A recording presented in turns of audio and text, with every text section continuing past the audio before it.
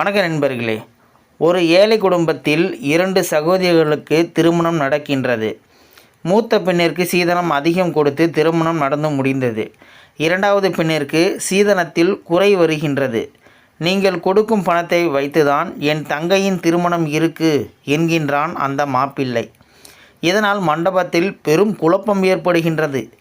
திடீரென மண்டபத்தில் ஒரு இளைஞன் எழுந்து, இந்த பெண்ணை நான் திருமணம் செய்து கொள்கின்றேன் என்கின்றான்.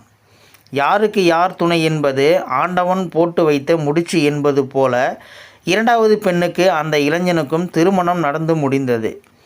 மூத்த பெண் கணவன் மனைவிக்குள் ஒரு சிறு சண்டை எழுந்தாலும் கூட, நான் ஒன்றும் சும்மா வரவில்லை, லட்சமாக பணம் வாங்கி கொண்டு தானே திருமணம் செய்தீர்கள் என்று சொல்லியே தன் கணவனை நோகடித்தாள்.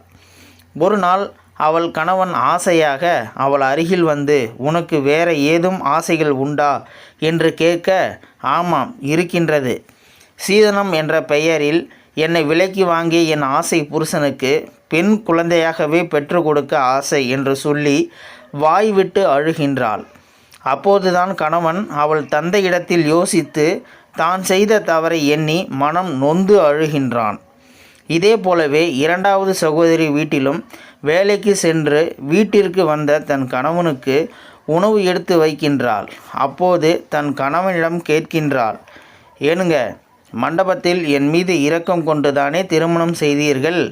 அதை கேட்ட கணவன் ஒரு மென்மையான சிரிப்புடன் ஒரு பிடி சோறு எடுத்து அவளுக்கு ஊட்டிவிட்டு சொல்கின்றான், அப்படி இல்லை தங்கமே, என் வீட்டிலும் பெண்கள் இருக்கின்றனர் என்று ஒரு வார்த்தையில் 1000 அர்த்தங்கள் கூறினான். இந்த வீடியோ பார்த்துட்டு இருக்கிற நண்பர்களே, இந்த வீடியோ பற்றி நீங்கள் என்ன நினைக்கிறீங்க அப்படின்றத பற்றி கீழே இருக்கிற கமெண்ட் செக்ஷனில் மறக்காமல் சொல்லுங்கள். வீடியோ பிடிச்சிருந்தா ஒரு லைக் பண்ணிக்கோங்க. இந்த வீடியோ முடிஞ்ச அளவுக்கு மற்றவங்களுக்கும் ஷேர் பண்ணுங்கள். அப்படியே நம்ம சேனலை சப்ஸ்கிரைப் பண்ணிக்கோங்க. மறக்காமல் பெல் சிம்பலையும் கிளிக் பண்ணிக்கோங்க. நன்றி, வணக்கம்.